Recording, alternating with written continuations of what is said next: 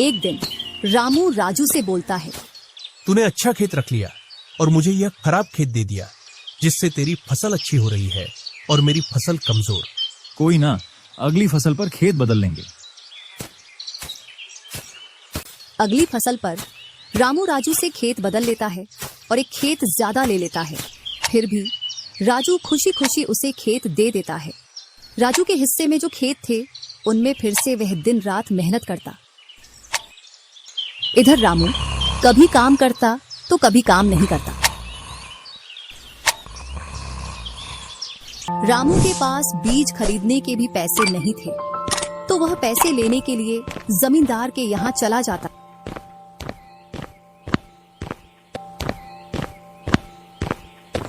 जमींदार जी, कुछ पैसे उधार चाहिए थे, जिससे मैं अपने खेतों के लिए बीज ले आता और फसल आने पर मैं आपको पैसे लौटा देता। क्यों नहीं भैया, लेकिन आपको 2% ब्याज देना पड़ेगा। जी जमींदार जी, मैं ब्याज दे दूंगा। जमींदार रामू को पैसे दे देता है।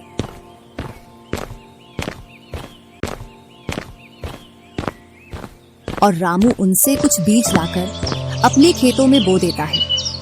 इधर राजू अपनी फसल की रोज देखभाल करता और रामू बोकर आया उसके बाद से अपनी फसलों को देखने के लिए भी नहीं गया। वहीं अपने घर में पड़ा रहता और दिन रात सोता रहता।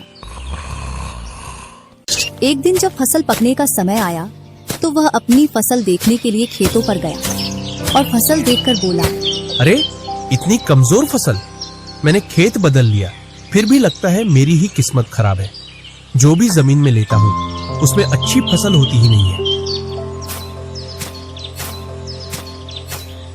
ऐसे कहते हुए वह अपने घर आ जाता है और अपनी पत्नी से बोलता है, राजू की फसल तो अच्छी है, बस हमारी फसल ही कमजोर है। ऐसा कैसे हो सकता है? ऐसा तो होगा ही। दिन रात जो घर में पड़े रहते हो और खेतों में समय समय पर दवाई पानी नहीं दोगे तो फसल ऐसी कमजोर रहेगी। फिर बोलते हो किस्मत खराब है। किस्मत नहीं, मेहनत करनी पड़ती है। चल चल, मेरे को मत सिखा। अगर किस्मत ना हो तो कुछ भी नहीं होता। अगर मेहनत से कोई बड़ा बनता तो सबसे पहले गधा बड़ा बनता, क्योंकि उसके बराबर कोई मेहनत नहीं करता। और जो मजा जिंदगी में सोने में है वह मजा और किसी चीज में नहीं। बस इनको तो सुला दो, सोने के अलावा और कोई काम ही नहीं है। कुछ दिनों बाद जब फसल निकली तो राजू की फसल रामू से दोगुनी निकली, जबकि उसकी जमीन रामू से कम थी। रामू फसल को देखकर बोलता है, इस फसल को बेच कर आऊं या खाने के लिए रखूं? इधर जमींदार जी को भी पैसे देने हैं। अब इतनी सी फसल से कैसे काम चलेगा पता नहीं। एक दोपहर रामू सो रहा था, तभी उसका गेट किसी ने खटखटाया। पता नहीं कौन भरी दोपहर में नींद खराब करने के लिए आ गया।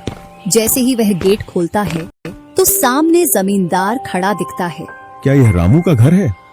रामू ने सोचा, क्यों ना मैं इसे राजू के घर पहुंचा दूं। यह मुझे पहचान भी नहीं पाया। मैं तो राजू हूँ, वह वाला घर है रामू का।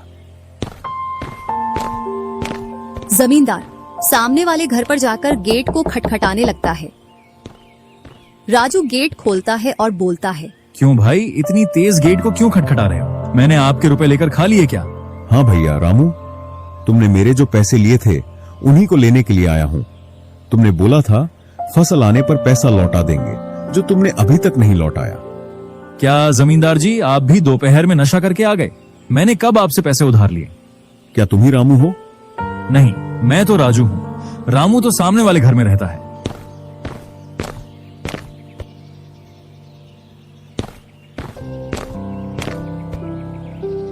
भरी दोपहरी में जमींदार का सर चकरा जाता है और वह अपने घर चला आता है और घर पहुंचकर मुनीम से बोलता है, ऐसा लगता है मुझे कि जो पैसे रामू के दिए थे वह पैसे अब लौट कर नहीं आने वाले। क्यों, ऐसा क्या हुआ जो पैसे वापस नहीं आ रहे हैं? रामू और उसका भाई दोनों हमशक्ल हैं और दोनों बोल रहे हैं कि रामू वह है, रामू वह है। और उन दोनों ने दोपहर भर मुझे इस घर से उसे घर दौड़ाया। जमींदार जी, पैसे निकालने की मेरे पास एक स्कीम है। बोलो, कौन सी स्कीम है? मुनीम जमींदार जी के कान में पूरी स्कीम बताता है। दूसरी सुबह